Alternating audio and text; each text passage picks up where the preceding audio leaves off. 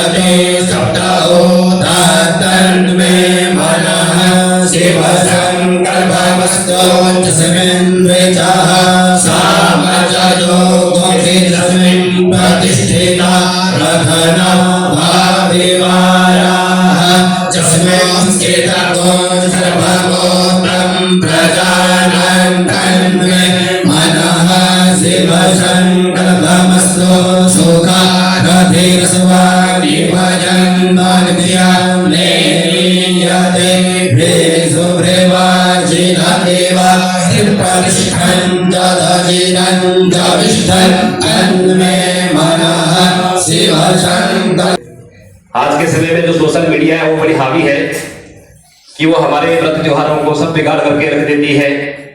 पहले का समय था, हमारे यजमान लोग हमको पूछते थे, ब्राह्मणों को पूछते थे कि कौन सा त्योहार कब है, कब मनाना है, कब व्रत रखना है, कब रक्षाबंधन मनाना है। लेकिन आज का समय ऐसा विपरीत हो गया कि यजमान हमको बता रहे हैं कि भैया उस दिन हमारे यहाँ लक्ष्मी पूजन है, आ जाना। चाहे वो समय अच्छा हो, लगन अच्छा हो या ना हो, विवाह होता है तो यजमान लोग कहते हैं भैया हमारा वेडिंग पैंट तो इस दिन हो नहीं रहा है, आप अगले दिन आना, विवाह कर दें। और ब्राह्मण क्या करें, ब्राह्मणों को तो कर्म करना ही है। ऐसी ही भ्रांतियां जो है समाज में फैल रही हैं। वर्तमान समय में विभिन्न पंचांग जो है, हमारे उत्तराखंड में कई पंचांग है, हमने पंचांगकर्ताओं को भी प्रत्येक वर्ष यहाँ पर आमंत्रण किया था, लेकिन आते नहीं है। हमने पिछले वर्ष भी उनको बुलाया था, आए नहीं, इस वर्ष भी उनको बुलाया, आए नहीं। पंचांगकर्ता ही अपने आप में जो है अलग अलग व्रत त्योहारों पर निर्णय ले देते हैं, एक नहीं है, एक मत किसी का है नहीं। और इसमें परेशानी किसको होती है? ब्राह्मण जो वृत्ति करता है। वृत्ति करने वाले ब्राह्मण सारे पंचांग के अनुसार ही कर्म करते हैं, और उन्हीं पंचांगों में यदि भ्रम है तो फिर हम क्या करें? भ्रम की स्थिति उत्पन्न हो जाती है, कई यजमान लोग भी नाराज हो जाते हैं और हम लोग आपस में जो है भ्रमित रहते हैं।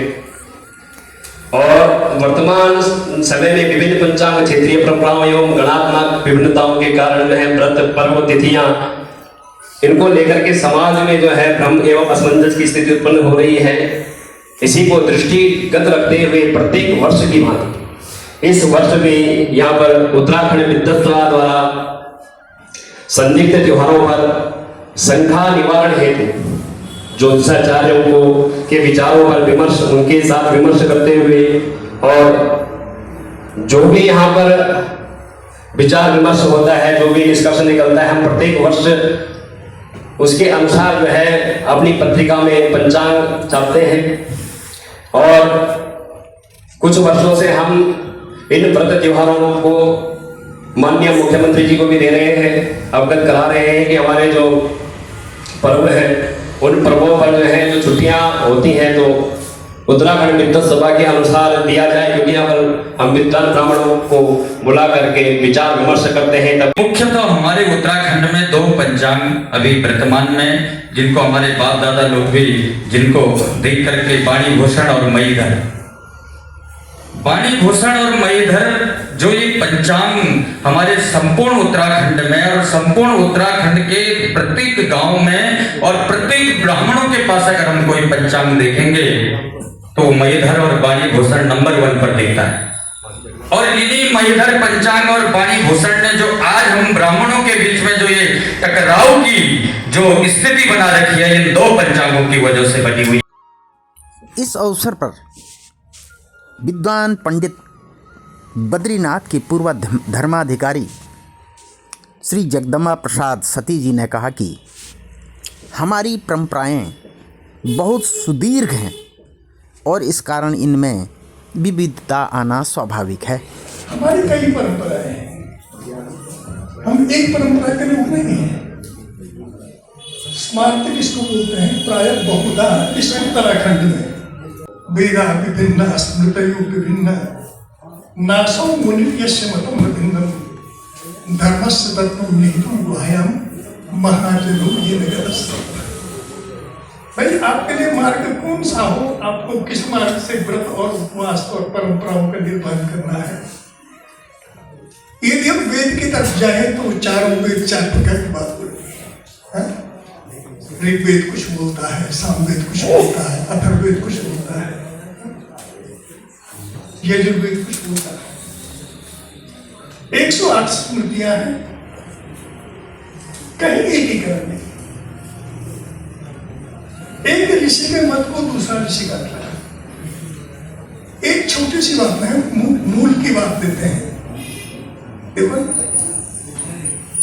आप लोग ध्यान से सुने, मूल की ही बात करते हैं कि अभुक्त मूल। भाई मूल कब किस प्रकार से मूल में बच्चा पैदा हुआ, कैसे हम बच्चे का क्या माने। तो अभुक्त मूलम घटिका चतुष्टयम ज्येष्ठांत मूलादिभौमि नारदः वशिष्ठ एकद्विघटी मितं जगो बृहस्पतिस्त्रिघटी प्रमाण। 4 घड़ी का अभुक्त मूल होता है। ये नारद जी ने बताया कि ज्येष्ठा के अंत की 2 घड़ी और मूल के आदि की 2 घड़ी। ये नारद जी का मत है। नारद कोई सामान्य तो नहीं है, ब्रह्मा के पुत्र हैं। और नारद शब्द का ही अर्थ है नारम ज्ञानम ददाति थी नारद। और अपात्र के अर्थ में यही नारद का अर्थ होता है कि नारम ज्ञानम देते खंड देती ना। कंस को जब ज्ञान होता तो उसको भी ज्ञान देते हैं, और ध्रुव को जब जिस ज्ञान की अवस्था थी वो ज्ञान भी नारद जी देते। तो नारद जी ने बताया, अब तो कुछ जानने की बात नहीं है, परंतु विचार चलते चलते वशिष्ठ जी मिल गए। भाई अब उनका वशिष्ठ एकद्विघटी भाई 1 घटी ज्येष्ठा की लो और 2 घटी मूल की लो, 3 घड़ी का लो। अब बताइए अब आई कि नहीं शंका? कहा क्या ये तो ठीक है। नारद जी ने कुछ कहा, वशिष्ठ जी ने कुछ कहा, उत्तरोत्तर संख्या बनती गई। तो कहा चलो देव गुरु बृहस्पति के पास आए। तो बृहस्पति ने नई बात रखी, बृहस्पति तो 1 घटी प्रमाण है। उन्होंने कहा आधी घड़ी ज्येष्ठा की और आधी घड़ी मूल की, यानी 1 घड़ी अभुक्त मूल होता है। भाई तो हमारे शास्त्रों में यही कुछ है। हमें अपनी परंपरा जाननी होगी कि हम किस परंपरा के हैं। पंचांगकर्ताओं को बहुत ज्यादा दोष दे करके आज हमें वस्तुतः हम अपनी स्मृति अपने मार्ग को ही भूल चुके हैं। एक ने पुरुषोत्तम मास में दृष्टि बताई, एक ने शुद्ध वास्तु बताई। अब आप बताइए कि कैसे बात तो सही है। हमें मूल भी बात पकड़नी पड़ेगी कि भाई गंगा दशमी क्या होती है, गंगा दशमी किस आधार पर मनाई जाती है। दशम्याम 10 चीजें क्या है। ज्येष्ठे मास शीते पक्षे दशम्याम बुधहस्तयो व्यतिपाते गरानंते कन्या चंद्रे विषेर्वौ उच्यते। 10 पापों से तब मुक्त होता है जब 10 योग मिले।